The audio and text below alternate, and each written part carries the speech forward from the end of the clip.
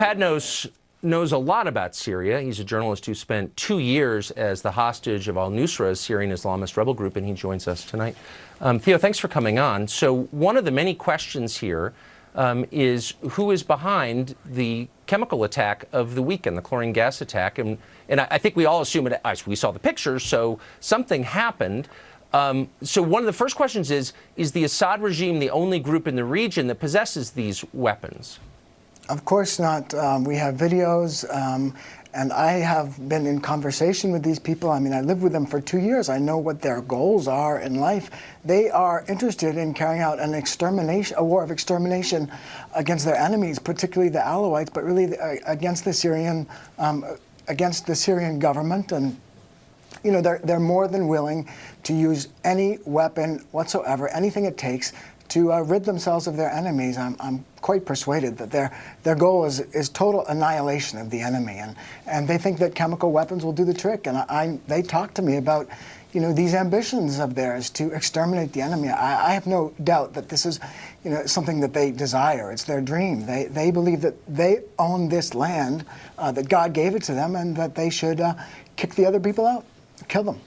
So since you spent years as a captive and are familiar with some of these groups, characterize for us, if you will, some of the rebel groups that the United States appears to be supporting and that we hope will take the place of the Assad regime once they're deposed. I mean, I can give you this characterization. I can tell you that the people that we believe we're supporting, I mean, as soon as we give you know, a nickel to these people, it goes in 10 different directions. They divide every asset that is fungible up among the people that, among themselves. We don't know who we're giving our guns and our money to. We just don't. And even though we clear them, we vet them, and we train them, we don't know what happens once they go into the country. And it's just, it's an unexplored emptiness, those places that the rebels control. The reason why we cannot investigate and figure out who actually committed these chemical attacks is because every time you know, any outside person that goes into these areas is either disappeared or will end up in a cage